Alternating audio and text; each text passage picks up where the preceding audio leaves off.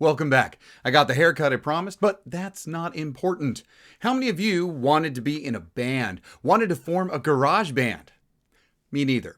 But millions of kids did, and there were tons of wonderful musical instruments to ignite their passion, especially classics from the 70s and 80s that you probably know. We're going to take a look at some of the most awesome musical toys of the era, and if you stick around to the end, one of the stupidest. I'm Victor, and straight out of the Gen Experience, 6 musical toys from the 1970s and 80s that could turn you into a rock star, a DJ, or a complete laughingstock. Some of these toys went hard, and some just tried too hard. Let's look at 5 classical musical toys, and one that just doesn't measure up to the rest. Ronco, known for the Pocket Fisherman, the Veg-O-Matic, and all things parodied on SNL, and even once by Weird Al. But their 1978 breakout made you the star, and unlike most of their products, you didn't have to mail in for it. Mr. Microphone was a hit. Whether at the pool, parties, or a drive-by flirting, hey, good looking, we'll be back to pick you up later.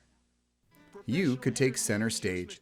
Tuned in to FM radio, any FM radio, your voice was going to be broadcast for the world to hear. Okay, maybe not the world, but perhaps anyone in a 50-foot radius. The short-range toy wasn't the first marketed transmitter, but the first to market the best and be available in fine stores. The perfect Christmas gift at Walgreens, Woolworth, Woolco, Osco, Venture, Weebles, Montgomery. We had one in our house, and I always thought it was to sing along with your favorite tunes. However, you need something else to play those tunes since only what was going into Mr. Microphone was coming out of the radio. Since you couldn't sing along to a pre-recorded tape on the same device, you might as well just take it with you and hear yourself sing a cappella, loud and proud, along with everybody else. And don't just get one, get dozens for everyone to join in and be the next Von Trapp family singers. Use it like a professional, although I don't know what professional was using this cheap gimmick on stage. It was more professional and attractive than using a megaphone, and perhaps a great way to warm up a crowd or practice your stand-up routine. Mr. Microphone was a hit into the 90s, and their marketing became a lot less low budget. With its stripped-down guitar shape, without the actual design that says guitar, this next toy can only be described as the neck. This 1979 musical contraption was given the only name that fits its description, the magical musical thing. Although you could play it like a guitar, the 21-inch device with 2 rows of colored buttons was more suited to playing on your lap, like some ancient Eastern musical instrument.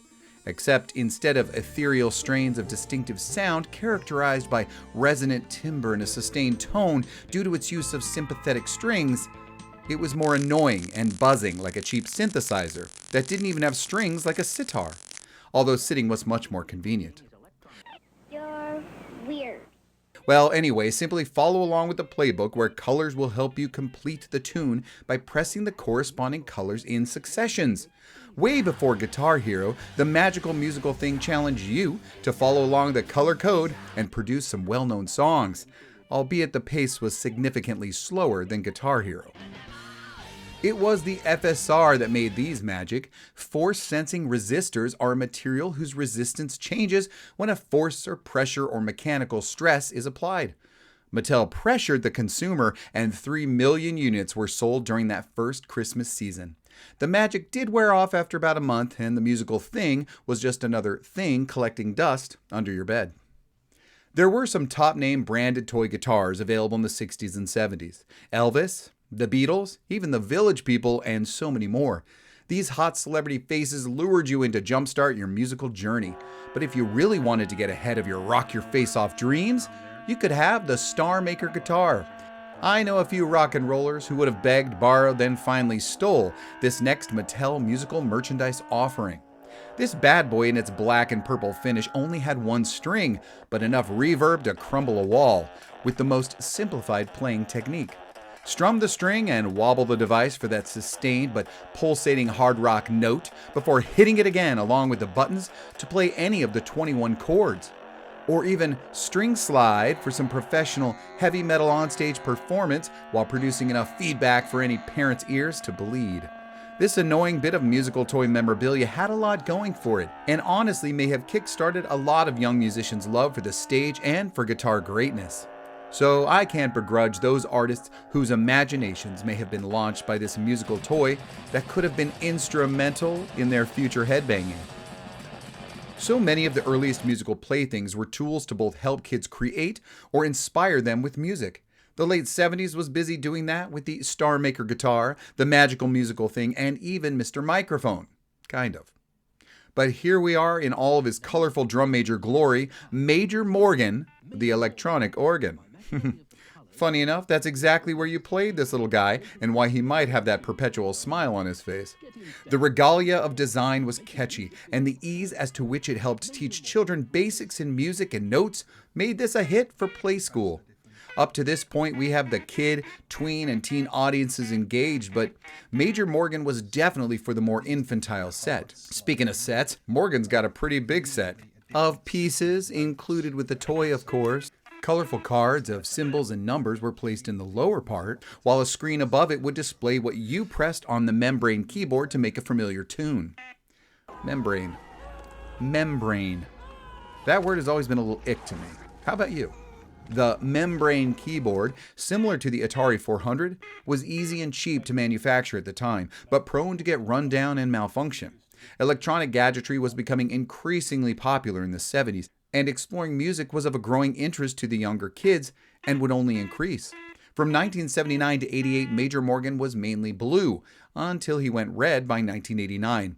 A little refresh to entice new buyers, kinda like a repaint for all you collector completists. Also ahead of his time, you could play Morgan's organ with cards from bonus packs. For 75 cents, you could purchase extension decks of cards, not unlike Cards Against Humanity, just not as dirty. Could you imagine if Morgan could play some nasty limerick? There once was a girl named Regina. Now that would make him even more universally loved.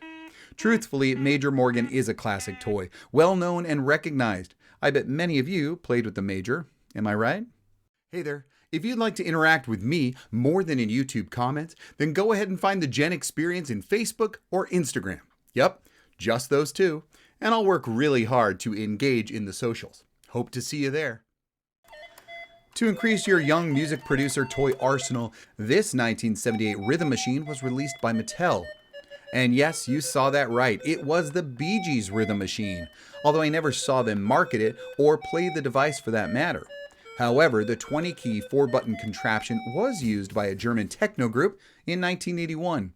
Kraftwerk used the toy for their song, Pocket Calculator. Let's listen in.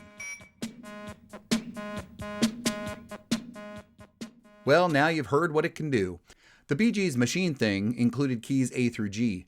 As for the buttons, those were for when you wanted your rhythm to be that of disco, pop, or even Latin. Probably not an overused button on Kraftwerk's Calculator song. The 4th button was for tempo. You had control of the speed and so much more at your fingertips. Now I know what accessory that Clash doll from Gem came with. It was the Bee Gees Rhythm Machine. This electronic musical keyboard thingamajig also had a tuning knob to adjust pitch and octave in either direction. And of course, a volume knob. As with almost all these toys, you needed to provide the 9-volt battery required to deliver all this computing power in the palm of your hand.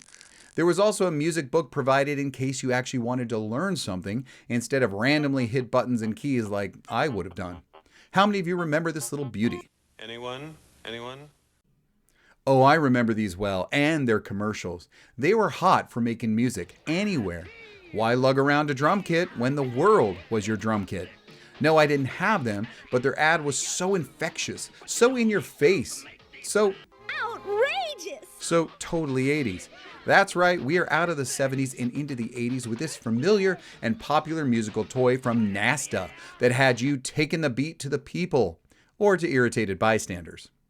This was Nasta's first foray into television advertised products, and as the name implies, they were a hit. No drum needed, not even contact with another physical object. Nope, hit sticks worked with 2 drumsticks attached by a cord to a small amplifier that when the sticks were thrust in various directions, you got the sounds of different drums. It was air guitar, but with drums. thrust your arms in midair for a snare, or in rapid succession for a drum roll. You control the speed and the sound with your perfected airband techniques. Go mobile by wearing your amplifier on your belt, or at least a strong waistband, a key component of a variety of electronic wizardry at the time. You'd hang walkie-talkies on it, the Walkman, and of course, Stix, or Stix 2. That's right, so popular was this noisemaker that an elevated version was produced. This was a surprise because 1987 toy sales were kind of flat, as consumers were turning away from electronic games and toys for simpler playthings. Although video games would replace the handheld electronic toy, the Stix straddled both, as it required a battery and physical activity. The 1988 level up of this music merchandise included switches on the sticks to increase playability. You could control the tone, as well as switch between certain drums like snare, tom, bass, or phaser. All this for $20. 9-volt battery not included, but the bright yellow and orange color scheme was. A second and third toy were part of NASTA's Hit Instruments line, but Hit Keys and Hit Guitar just didn't have the same ring to them, or beat, and this had NASTA taking a hit in the toy market. Small handheld electronic toys were losing their luster, replaced by simple toys they had once worked so hard to usurp. While video game consoles were glowing up during this time, the 80s musical toys were being beat, pun intended, by the real thing. More kids were playing music at young ages, picking up the guitar, drums, and even saxophones, and so having a toy one seemed silly. But what you couldn't pick up and learn was the instrument of a rapper. That is, until now. Now being 1988 when Hasbro released Body Rap, the portable rhythm and sound machine. Get wired like some 80s punk cyborg with 8 pressure-sensitive pads strapped to your entire body, making you a one-man band where striking these pads could make acoustic drum and cymbal sounds. The set had a hi-hat cymbal, a high tom-tom drum, 2 lyric sound effects, 2! Low tom-tom drum, a bass drum, a snare drum, and even, cowbell. I gotta have more cowbell, baby. With 7 adjustable straps and a speaker attached to your belt, again not included, a built-in headphone jack allowed you to either broadcast a rap battle with a friend or just body rap with your headphones on while looking foolish smacking your head randomly as if you've lost control of your motor functions while giving yourself brain damage. Sheer ridiculousness in design. The cords themselves were a tangled mess, and no matter how you tried, you could not look cool with this home EKG system attached to your body. You were bound to get the looks, and the ridicule was deserved. Just get a boombox and a piece of cardboard, for God's sake. No one would look twice as you do the caterpillar or spin on your head as they would if you wore the musical Frankenstein atrocity that just didn't work all shrunk down into a toy shelf boxing. Go ahead, hit yourself. Repetitively. Hit your head and make some radical beats while being completely uncomfortable and laughed at. Although it shows where you can wear these electronic diodes on your body, I can think of a few more places you could stick them and have a whole different kind of fun. That makes me think that most of these toys could be a lot more fun now as an adult. Well, it goes without saying the machine was not a success and is now mostly forgotten. Working sets do sell for about $50 in the box. Loose, don't even bother. Video game consoles and MTV were for real. Why mess with anything less than that? Musical toys seemed a bit outlandish for anyone but the juvenile crowd by the mid-80s. Older kids weren't going to be caught dead with a toy instrument when the real thing could help you start a garage band. While the 70s and 80s had some toys that inspired creativity and musical interest, there were fewer and fewer being mass marketed. Luckily, you don't have to smack yourself in the head just to hit like and subscribe. Just click the buttons here on your screen, and please share a comment about any of these toys you had, you played with, or wish you did. I'm sure there were plenty more, but this seemed about the right amount to highlight today. I hope you had fun hearing the generation that had us occupied for hours by throwing a parachute deploying static figure into the air and watching it land. The Gen Experience. Thanks for stopping by, and until next time. Hey, good looking, I'll be back pick you up later.